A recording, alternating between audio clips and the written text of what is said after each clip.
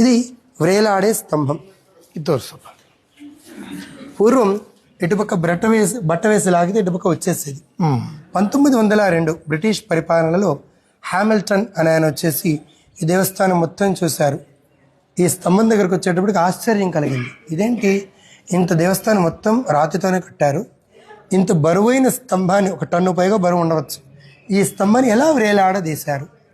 స్తంభం ఒకటే కాదు, రాయి, దానిపైన ఇంకొక డూమ్ ఉంది, ఆ పైన 2 బీమ్స్ ఉన్నాయి, వీటి మధ్యలో ఎలా వేలాడదీశారు, ఆ టెక్నిక్ ఏంటి అని తెలుసుకోవడానికి 2 గుణపాలు తెప్పించి ఇక్కడ ఉన్నటువంటి ఈ యొక్క స్తంభాన్ని కాస్త ఇలా ముందరికి జరిపారు. జరిపినప్పుడు ఏమైంది, ఈ స్తంభం కాస్త ఒరిగింది, అంటే కాస్త బెండ్ అయింది. బెండ్ అయినప్పుడు ఈ ఈశాన్య మూలలో కొద్దిగా ఒక పిన్ డ్రాప్ అంటాం కదా, అంతగా తగిలింది అనమాట. ఇంత మాత్రానికే అక్కడ డూమ్ తిరిగి టచ్ అయింది. పైన చూడండి, ఆ స్తంభం పైన డూమ్ ఇలా క్రాస్ అయింది.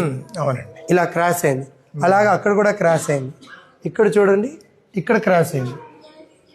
ఈ పైన ఉన్నట్టు మధ్యలో ఉండే డూము కొంచెం అలా సైడ్కి వచ్చేసింది, అటుపక్కకు వచ్చేసింది. అప్పుడు ఆ ఇంజనీర్ చెప్పాడు, ఈ స్తంభాన్ని కానీ మనం 4 మూలల్లోనూ కూర్చునేటట్టు చేస్తే ఈ నాట్య మంటపం మొత్తం పడిపోయే అవకాశం ఉంది.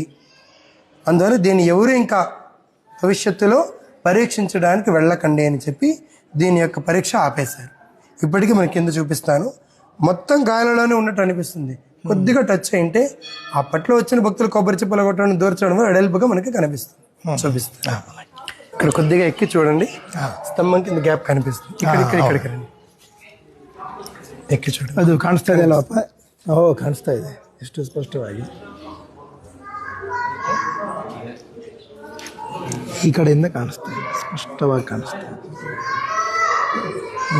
ಅದು ಅಲ್ವಾ, 500 సంవత్సరాల క్రితమే మన ఇండియన్ ఇంజనీరింగ్ టెక్నాలజీ ఎంత అడ్వాన్స్లో ఉండిందని చెప్పి మనకు తెలుస్తుంది.